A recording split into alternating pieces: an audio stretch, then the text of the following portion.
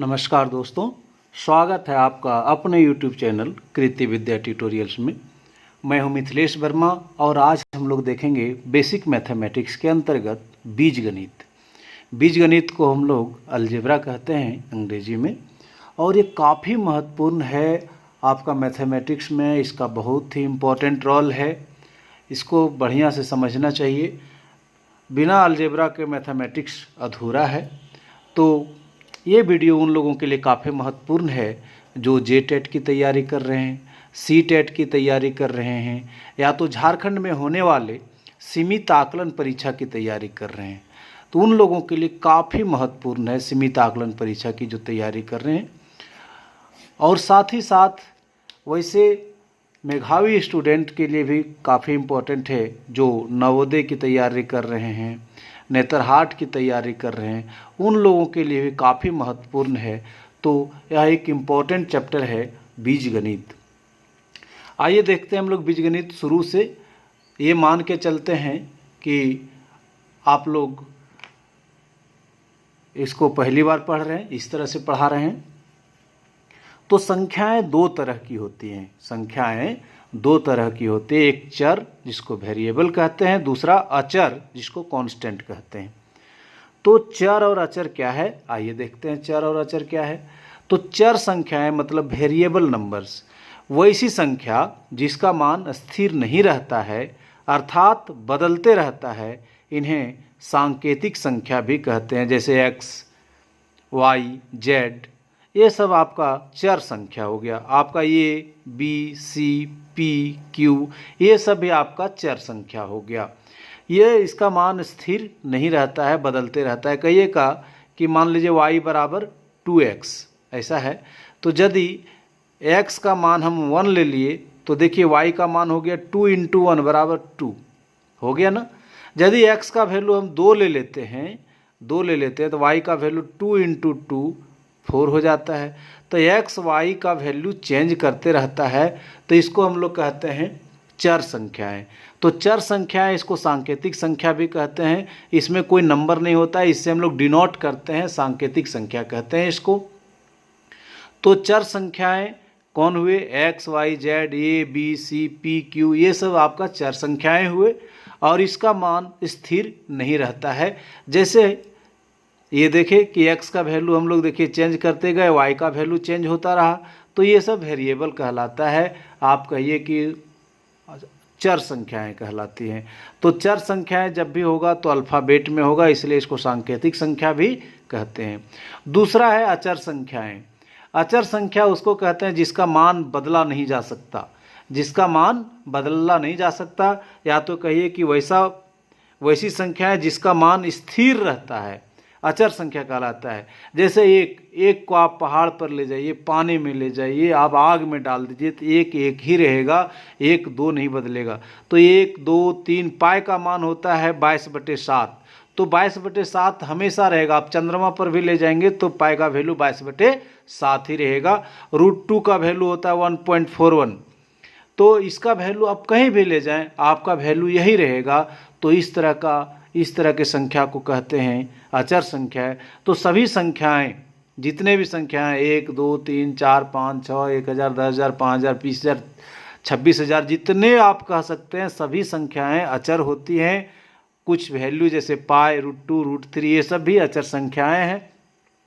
तो मित्रों आप समझ गए होंगे कि चर और अचर में क्या अंतर है।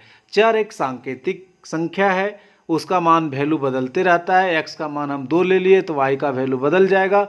तो इस तरह से हमारा वैल्यू जब बदलता है तो उसको कहते हैं चर संख्या, और वैल्यू यदि नहीं बदलता है तो उसको कहते हैं अचर संख्या। अचर संख्या हमेशा आपका नंबर में रहेगा। तो आप मित्रों समझ गए होंगे चर और अचर संख्या क्या है।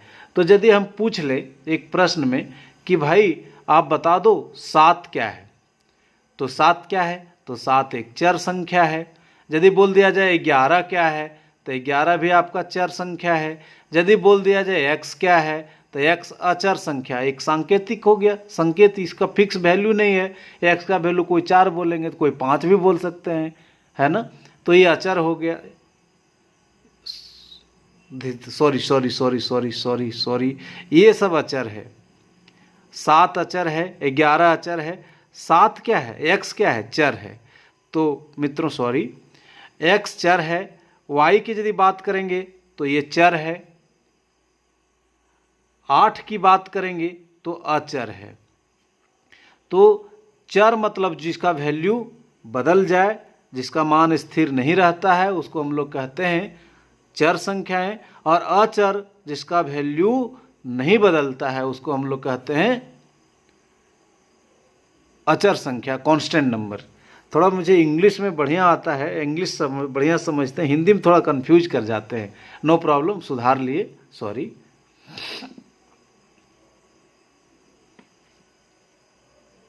अब हम लोग पढ़ेंगे चर संख्याओं से संबंधित जोड़, घटाव, गुणा, भाग। क्या पढ़ेंगे? चर संख्या मतलब वेरिएबल। वेरिएबल्स का हम लोग पढ़ेंगे, क्या पढ़ेंगे? जोड़, घटाव, गुणा और भाग पढ़ेंगे। तो हम लोग पहले जोड़ देखते हैं। तो जोड़ हम लोग कैसे देखेंगे? Addition of variable.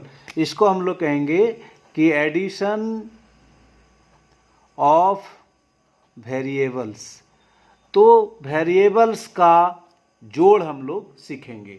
तो जोड़ कैसे सीखेंगे? x प्लस एक्स कितना हो जाएगा? 2x। देखिए ये भी वेरिएबल, ये भी वेरिएबल, तो आपका रिजल्ट भी किस में आएगा? वेरिएबल में आएगा। तो इसी तरह होता है। तो जब भी जोड़ेंगे तो यदि हम लोग जोड़ते हैं सेम चीज़ लेना पड़ता है। मान लीजिए x बराबर केला समझे, तो यहाँ भी इसका x बराबर केला, एक केला और एक केला, तब क्या हो गया? 2 केला। यदि बोल दिया जाए कि 2i प्लस y, ये भी वेरिएबल, y भी वेरिएबल, ये वेरिएबल, तो टोटल कितना हो जाएगा? 3y। ये हम लोग इसी तरह का एडिशन ऑफ वेरिएबल इसी को कहते हैं। यदि बोल दिया जाए कि 4x प्लस 6x, तो 4 और 6, 4x और 6x, कितना x हो जाएगा? 10x। तो ये सब हो गया एडिशन ऑफ वेरिएबल। आपका बोल दिया जाए कि 12x प्लस 13x, तो हो जाएगा कितना? 25x। तो ये सब इस तरह का जो है, इसको कहते हैं एडिशन ऑफ वेरिएबल। यदि हम बोल दें कि 2p प्लस 6p, तो 2p plus 6p is equal to क्या हो जाएगा? 8p। यदि बोल दिया जाए 7q प्लस 9q, तो कितना q हो जाएगा? 16q। तो ये सब आपका क्या हो गया? वेरिएबल, एडिशन का वेरिएबल। ध्यान दीजिएगा, यदि आपको बोल दे जोड़ने के लिए इस तरह का दो वेरिएबल, सेम वेरिएबल, वेरिएबल का जोड़ में सेम चीज़ होना चाहिए। देखिए x तो x, y तो y, x तो x तो x, p तो p। ऐसा नहीं कि हम लोग इसको जोड़ लेंगे, ये दोनों अलग अलग वेरिएबल है। तो दोनों अलग अलग वेरिएबल रहेगा तो उस समय हम लोग इसको एडिशन नहीं कर पाएंगे, बस यही रहेगा, x प्लस वाई ही रहेगा। ऐसा नहीं कि हो जाएगा 2x y, ऐसा नहीं होगा। आपको जोड़ने के लिए यदि x यहाँ है तो यहाँ भी x ही होना चाहिए। सेम वेरिएबल जुड़ता है। कब जुड़ता है? जब समान चर संख्याएं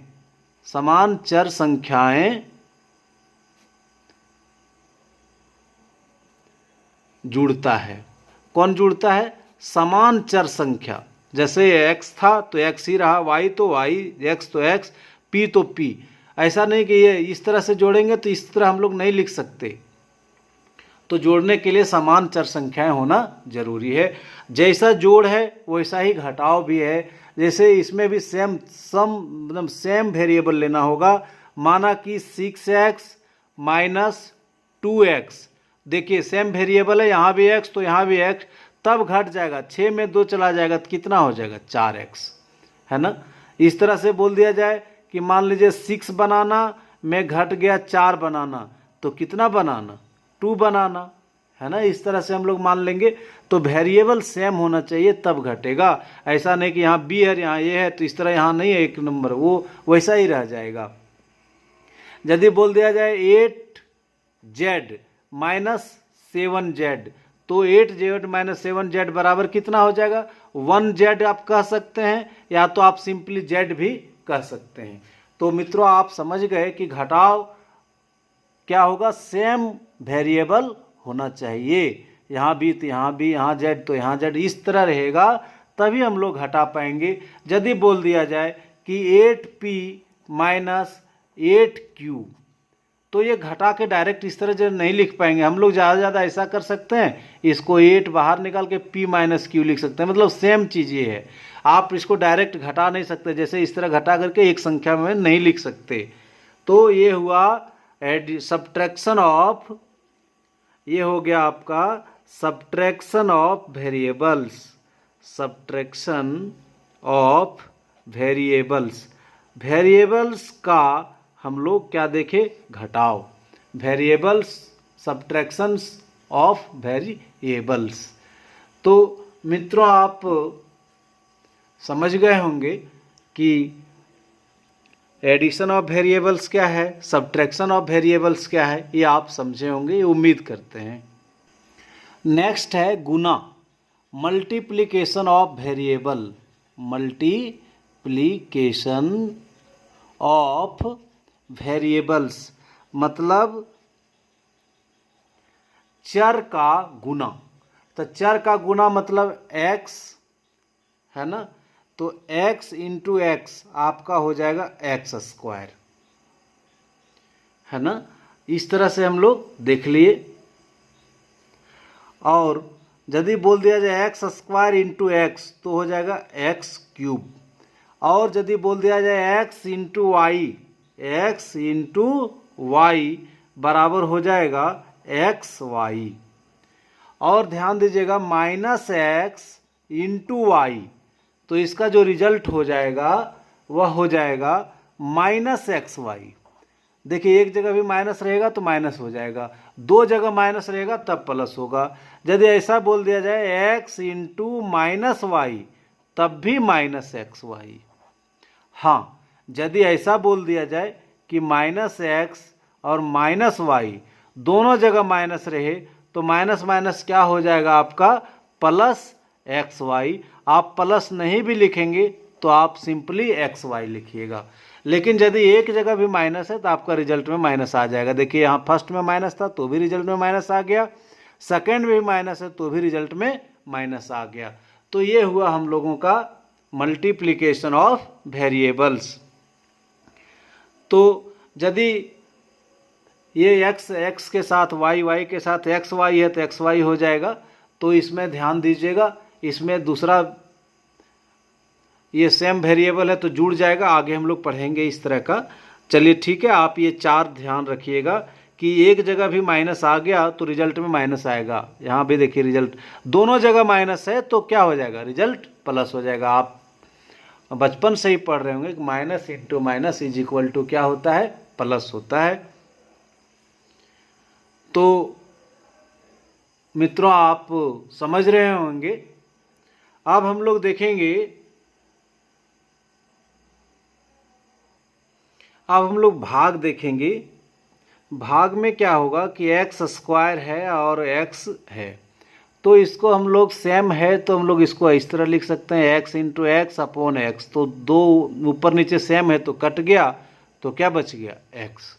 यदि बोल दिया जाए कि x square y square upon x y तो हम लोग इसको क्या कर सकते हैं कि एक्स स्क्वायर है दो बार लिख दिए, वाई स्क्वायर है तो दो बार लिख दिए और नीचे में क्या है एक्स वाई।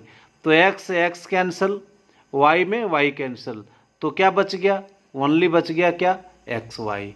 तो आप इसको समझ रहे होंगे, आप इस तरह से हम लोग इसको डिवाइड कर सकते हैं। तो ये हुआ आपका भाग, चर का भाग। तो चर का भाग ये हुआ।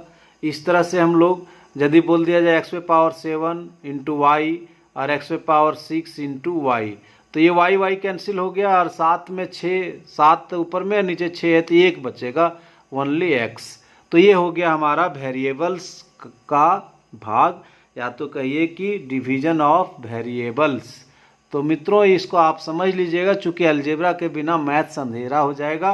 आपका हर जगह अलजेब्रा का यूज होगा, पूरे मैथमेटिक्स में अलजेब्रा का यूज होगा। आइए अलजेब्रा के बहुत ही महत्वपूर्ण टॉपिक्स देखने जा रहे हैं। बहुत ही महत्वपूर्ण आपका ये प्रॉपर्टीज है। घातांक, घात आप समझते होंगे, घात। तो इसको देखिए थोड़ा सा गौर से, एक्स पे पावर 4, तो ये 4 जो है ना वो 4 कहलाएगा घात, और ये जो नीचे है ना ये कहलाएगा आधार। क्या कहलाएगा? आधार। आधार और घात, जो पावर में रहता है उसी को घात कहते हैं, और जो नीचे रहता है उसको कहते हैं आधार। इसको आप ध्यान में रखिएगा। यहाँ पर देखिए दोनों का आधार क्या है? समान है। दोनों का आधार, यहाँ x है तो यहाँ भी x है, तो आधार समान हो और गुना है, यहाँ गुना। आधार समान हो तो गुना में पावर क्या हो जाता है? जुड़ जाता है। देखिए दोनों का पावर क्या हो गया? जुड़ गया। तो ये हम लोग ध्यान से लिख लेते हैं कि यदि आधार समान हो, यदि आधार समान हो तो गुना में घात जोड़ा जाता है। गुना में घात जोड़ा जाता है। ये हम लोग देख लिए। तो एक एग्जाम्पल भी देख लेते हैं हम लोग। तो यदि बोल दिया जाए कि x पे पावर 4 इंटू x पे पावर 2 तो कितना हो जाएगा? देखिए दोनों का आधार समान है, तो आधार समान है तो पावर क्या हो जाएगा? जुड़ जाएगा। 4 प्लस 2 मतलब x पे पावर क्या हो गया? 6। यदि बोल दिया जाए x पे पावर 7 इंटू x पे पावर 3 तो दोनों का आधार समान है तो पावर क्या हो जाएगा? जुड़ जाएगा। x पे पावर हो जाएगा 10। यदि इस तरह का प्रश्न आ जाए कि x पे पावर 2 इंटू x पे पावर हाफ, दोनों का आधार समान है तो यहाँ भी पावर क्या होगा? जुड़ेगा। 2 जोड़ 1/2। यदि इसको हम लोग सॉल्व करेंगे तो यहाँ x हो जाएगा, यहाँ एलसीएम हो जाएगा 2, 2 दूनी 4 जोड़ 1 क्या हो जाएगा? x पे पावर हो जाएगा 5/2। इसको ध्यान में रखिएगा मित्रों। ये यदि फ्रैक्शन में है तो भी जुड़ेगा, लेकिन भिन्न का जोड़ होगा, और हम समझ रहे हैं कि आप भिन्न का जोड़ बखूबी खूब अच्छे तरीके से आप जान रहे हैं। नेक्स्ट है कि x पे पावर बोल दिया जाए 3 इंटू x पे पावर बोल दिया जाए 2 तो भी उसी तरह बनाएंगे। x पे पावर देखिए दोनों का आधार समान है तो पावर दोनों जुड़ जाएगा, तो 3 प्लस 1/2। तब बोले x, बोले एलसीएम कितना हो जाएगा? 2। यहाँ भिन्न का जोड़ करेंगे तो 1 से 2 को भाग लगेंगे 2 आएगा, 2 को 3 से गुना करेंगे क्या हो जाएगा? 6 जोड़ 1, तो x पे पावर हो जाएगा 7/2। तो भिन्न का भिन्न का जोड़ करते हैं। इसमें हम लोग क्या सीखे कि यदि आधार समान हो तो गुना में घात जोड़ा जाता है, गुना में घात आपस में जुड़ जाते हैं। तो मित्रों आप इसको समझे होंगे। नेक्स्ट है कि x पे पावर m माइनस x पे power n is equal to क्या हो जाता है? x पे पावर m माइनस n। इसमें हम लोग क्या देखें कि यदि आधार समान हो, यदि आधार समान हो तो भाग में घात क्या हो गया? घात देखिए घट जाता है, घात घट जाता है, घटाया जाता है या घट जाता है। यदि बात कर लें कि x पे पावर 5 और x पे पावर 3 तो क्या हो जाएगा? इसका रिजल्ट हो जाएगा 5 माइनस 3, तो x पे पावर क्या हो जाएगा? 2। तो मित्रों आप इसको दूसरे तरीके से भी समझ सकते हैं, लेकिन मेन तरीका यही है, इसी को जानिए तो ये शॉर्टकट है। आप इसको इस तरह से भी सॉल्व कर सकते हैं। x पे पावर 5 है मतलब 5 बार x लिख दिए आप, 3 4 और 5। 3 x पे पावर 3 है तो आप 3 बार लिख दिए। आप देखिए कट गया ना, 3 ठो बच गया, कितना? 2 ठो, वही तो लिखे हैं यहाँ। तो इतना ना करके आप इस नियम को याद रखेंगे कि यदि x पे आधार समान हो तो भाग में घात आपस में क्या हो जाता है? घट जाता है। यदि एक इस तरह का एक प्रश्न आ जाए कि x पे पावर 3 अपॉन x पे पावर 1/2, देखिए आधार समान है तो भाग में घात क्या हो जाएगा? घट जाएगा, तो घट जाएगा तो इसी तरह घटाएंगे। बोलिए भिन्न का घटाव हम लोग जानते हैं कि नहीं, 1 और 2 का एलसीएम क्या हो गया 2, 1 से 2 को भागा लगाएंगे 2 आएगा, 2 को 3 से गुना करेंगे क्या आ जाएगा 6, माइनस 2 को 2 से भागा करेंगे तो 1। आप जान रहे होंगे इसको, तो x पे पावर कितना आ गया 5/2। तो आप इसको समझ रहे होंगे बिल्कुल। तो यदि आधार समान हो तो भाग में घात क्या हो जाता है, घट जाता है। नेक्स्ट है कि x पे power m to the power n, तो ये दोनों आपस में गुना हो जाएगा तो एक हो जाएगा x पे पावर mn। यदि बात कर लिया जाए x पे पावर 2 पे पावर 3 तो हो जाएगा x पे पावर 2 गुने 3 मतलब 6। ये दोनों आपस में गुना हो जाएगा। यदि बोल दिया जाए x पे पावर 4 और x पे पावर 2 तो आपस में ये गुना हो जाएगा तो x पे पावर हो जाएगा 8। इसी तरह हम लोग यदि बात करें कि x पे पावर 2 और पे पावर 1/4 तो ये दोनों आपस में गुना हो जाएगा 2 गुने 1/4, 2 दूनी 4 हो जाएगा x पे पावर 1/2। x पे पावर 6 और उस पे पावर 1/3, ठीक है। तो x पे पावर क्या हो जाएगा 6 × 1/3, तो कितना हो जाएगा आपका x²। तो इस तरह से हम लोग मल्टीप्लाई कर सकते हैं। ये आपस में जो होता है ये दोनों आपस में मल्टीप्लाई हो जाता है। जैसे x to the power m to the power n is equal to x to the power mn। तो ये आप समझ गए होंगे मित्रों। नेक्स्ट है x पे power -1 is equal to 1/x। कहिए कि किसी का भी माइनस हटाना हो, देखिए माइनस हटाना हो तो उसको 1/ क्या लिखते हैं x लिखते हैं।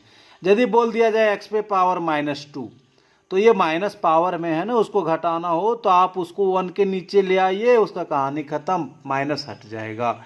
यदि बोल दिया जाए कि x पे पावर -8 तो क्या बोलेंगे 1/x टू द पावर 8। यदि बोल दिया जाए x पे पावर -7 तो क्या लिखेंगे 1/x to the power 7। x to the power -4 रहेगा तो 1/x टू द पावर आप बोलेंगे 4।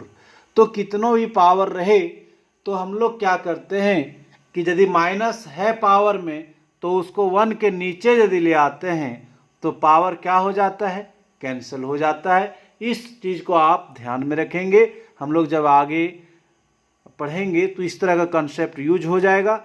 हम लोगों का पर्पस है, हम लोग बेसिक मैथमेटिक्स इसीलिए पढ़ रहे हैं ताकि बेस मेरा मजबूत हो और हम जब कॉम्पिटिटिव एग्ज़ाम नज़दीक आ जाए, हम लोगों का सीमित परीक्षा नज़दीक आ जाए, टेट नज़दीक आ जाए, तो उस स्थिति में हम लोग बढ़िया से किसी भी कॉन्सेप्ट को समझ पाएँ।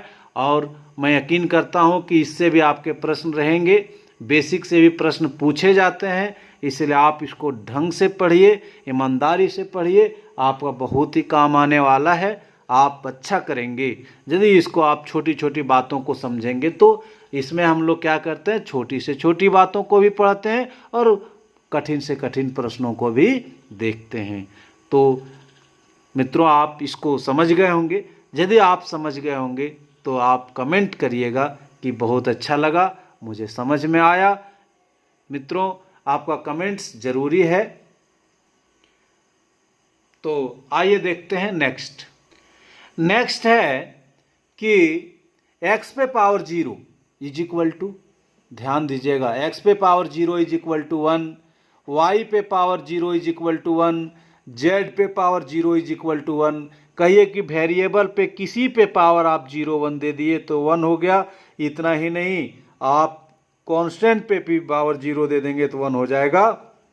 यदि बोल दिया जाए 2 पे पावर 0 तो 1, 3 पे पावर 0 तो 1, 4 पे पावर 0 तो 1। यदि बोल दिया जाए कि 100 पे पावर 0 तो भी मित्रों 1। इस चीज़ को आप ध्यान में रखिएगा। आइए इस पर आधारित एक बहुत ही सिंपल प्रश्न को देखते हैं कि 1 पे पावर 0, 1 पे पावर 0 का मतलब हम लोग क्या पढ़े, 1 पे पावर 0, किसी पे पावर 0 मतलब 1, 2 पे पावर 0 का भी मतलब हम लोग 1, 3 पे पावर 0 का मतलब 1, 4 पे पावर 0 का मतलब 1। तो कुल मिला के ये कितना हो गया आपका 4। तो ये प्रश्न कभी डायरेक्ट ऐसा ही पूछ लेता है, कभी ऐसा पूछ लेगा x पे पावर 0 प्लस y पे पावर 0 प्लस z पे पावर 0 इज इक्वल टू कितना। तो x पे power 0 is equal to 1, y पे power 0 is equal to 1, z पे पावर 0 इज इक्वल टू 1। तो ये हो जाएगा कितना, टोटल 3। तो आप इसको समझ गए होंगे। नेक्स्ट है आपका मल्टीप्लाई करेंगे। इस तरह का मल्टीप्लिकेशन आपको जानना बहुत ज़रूरी है, इस तरह का आपको जानना बहुत ज़रूरी है। इस तरह का वेरिएबल का मल्टीप्लिकेशन है ये। इसमें क्या है कि x into y plus z, तो x क्या होगा, ये y के साथ भी मल्टीप्लाई हो जाएगा, तो क्या हो गया एक्स वाई, ये प्लस का आपका यहाँ प्लस आ गया, और फिर एक्स जेड के साथ भी मल्टीप्लाई हो जाएगा, तो क्या हो जाएगा एक्स जेड। यदि आपकी मैं बात कर लूँ कि 2 इंटू एक्स प्लस वाई, तो क्या हो जाएगा 2x प्लस क्या हो जाएगा 2y, तो 2x प्लस 2y। है ना आसान मित्रों, कितना आसान है। यदि बात कर लिया जाए कि p into x plus z, तो क्या हो जाएगा, p मल्टीप्लाई हो जाएगा x से, तो क्या हो जाएगा आपका px, बीच में प्लस, फिर क्या हो जाएगा pz। है ना, अच्छा है, आप इसको समझ गए होंगे। तो जो बाहर में रहता है वो दोनों के साथ मल्टीप्लाई हो जाता है। कभी कभार आपका इस तरह का भी प्रश्न आ सकता है, x plus a plus b plus c plus d, तब आप क्या करेंगे, तो करेंगे क्या ax, फिर क्या plus bx plus cx plus dx, बस इस तरह हम लोग मल्टीप्लाई कर लेंगे। तो मित्रों आपको यदि ये सब समझ में आ रहा होगा तो आपके कमेंट्स का इंतज़ार रहेगा, आपके लाइक का इंतज़ार रहेगा। आप जब समझ में आ जाए तो लाइक बटन आप ज़रूर दबा दीजिएगा। सेम उसी तरह का एक प्रश्न है मित्रों, x into y minus z, तो कोई बात नहीं, उसी तरह करेंगे। यहाँ क्या कर लेंगे, एक्स वाई, बीच में माइनस है तो माइनस दे दिए, फिर एक्स जेड, बस यही है। तो x into y minus z को हम लोग क्या लिखेंगे, x y minus x z. 2 into यदि बोल दिया जाए p माइनस क्यू, तो आप क्या लिखेंगे 2p माइनस 2q। बहुत ईजी, आप इसको समझ रहे होंगे। अब 4 इंटू एक्स माइनस जेड, तो क्या हो जाएगा 4x माइनस 4z। बहुत ही सिंपल, बहुत ही अच्छा, आप इसको समझे होंगे।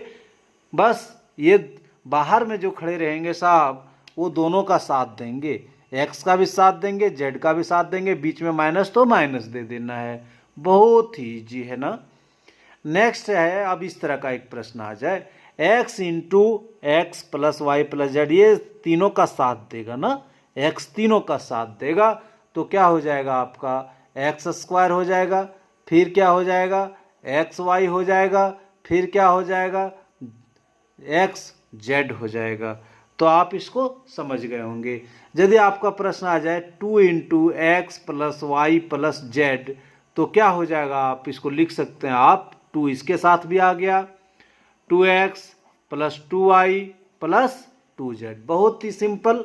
यदि इस तरह का प्रश्न आ जाए x into 2x plus 2y plus 2z, तो इसको भी सबों के साथ मल्टीप्लाई हो जाएगा, ये इससे मल्टीप्लाई हो जाएगा तो हो जाएगा 2x square, x into x क्या हो जाएगा x स्क्वायर, प्लस फिर क्या हो जाएगा 2 का 2 और एक्स वाई से मल्टीप्लाई हो जाएगा तो हो जाएगा एक्स वाई, और फिर 2 एक्स जेड, या तो आप कह लीजिए जेड एक्स हो जाएगा।